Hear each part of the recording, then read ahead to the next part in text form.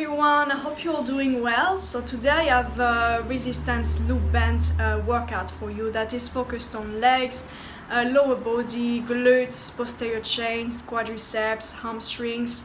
Alright, so each exercise are gonna be 20 seconds on, 10 seconds off, and there will be 30 seconds rest in between each round.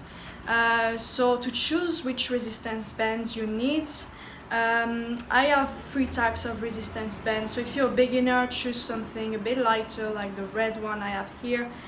So you still have good resistance, but it still allows you to do full range of movement. For intermediate exercise, if you're intermediate, you can use the black one, like a little bit heavier, and if you're really advanced, try the heavy one. And yeah, for large muscle groups as well, try the heavy one as well, like glutes and things like this. Alright, so I'm going to demonstrate the exercise and then you can follow along. The first exercise is a good morning. So for this one you will need a medium to heavy band, but if you're a beginner, choose something light that you can do the full movement. So this starts with a hip hinge, a bit like the deadlift. So your knees are going to be slightly bent, but only to allow your hips to go back. So you're going to push your hips back as if you want to close the door. So you're going to create space in your hips. You want to keep your knees aligned with your ankles. So you don't want your knees to come further than your ankle. It's not squat. So you're just pushing your hips back. This time you're going to place the band just underneath your shoulders, so at your back, but a bit lower than your traps, so just behind your shoulders. Then you're going to squeeze your shoulder blades, make sure your back is straight, you don't round your back, keep your core tight. You're going to push your hips back and do a very slow movement until you're reaching full range of motion and your knees are slightly bent. Then come back, pushing with your glutes or squeezing your glutes and keeping everything tight and your core tight, and then repeat the movement. Exercise is squat to overhead press. So this is great for shoulder mobility and if you want to learn things like the snatch or if you're a weightlifter. So you're going to start with the band on the top of the collarbone. You're going to bring your elbows up to about shoulder level, just maybe slightly lower. Then as you go down into a squat, you're going to push up, wide grip. So wide grip up, make sure you lock your elbows, and at the same time as you go down, your arms go up. So it's like you're not pushing up first and then going to a squat. You push up at the same time as you go down. But very important, so you're really going to train power. Make sure you go all the way down into a deep squat and at the same time push up. Alright, and then come back up and then repeat the movement. Make sure your core is tight. Your hips are slightly lower than your knees, and lock your elbows at the top when you're doing it. And try also to get a very wide grip. So the grip is wide, it's not like a shoulder press, it's really wide. And your arms should be the same level as your ears, so not forward, it should really be back.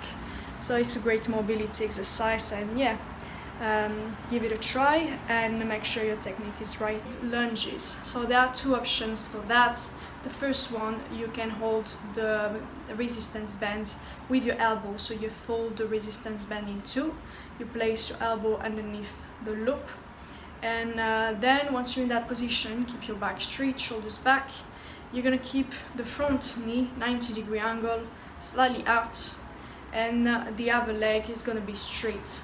Alright, so you're going to push your hips back, your knee is going to stay aligned with your ankle, and then you're going to squeeze the glutes, come back up. So it's really pushing with the glutes. So you're going to go back and then push up. It's a bit like a squat, but one leg is straight to the side, then you come back up. For a bit more advanced option, you can grab the handle with the hands and again fold it into 2 and get heavier resistance bands. Same thing, you can grab it on the other side and then push up with your heels, squeeze your glutes and come back all the way down. Next we have side lunges. So there are 2 options for that. The first one, you can hold the resistance band with your elbow, so you fold the resistance band in 2. You place your elbow underneath the loop, and then once you're in that position, keep your back straight, shoulders back. You're going to keep the front knee 90-degree angle, slightly out, and the other leg is going to be straight. All right, so you're gonna push your hips back, your knee is gonna stay aligned with your ankle, and then you're gonna squeeze the glutes, come back up. So it's really pushing with the glutes. So you're gonna go back and then push up. It's a bit like a squat, but one leg is straight to the side, and you come back up. For a bit more advanced option, you can grab the handle with the hands and again fold it into two and get heavier resistance bands. Same thing, you can grab it on the other side and then push up with your heels, squeeze your glutes and come back all the way down. Next we have the band swing. So similar to the kettlebell swing, you're gonna fold the band into two, place your feet inside the loop, take the back of the band, just take one side, grab it with your hand, keep your knees slightly bent, supple, then push your hips back.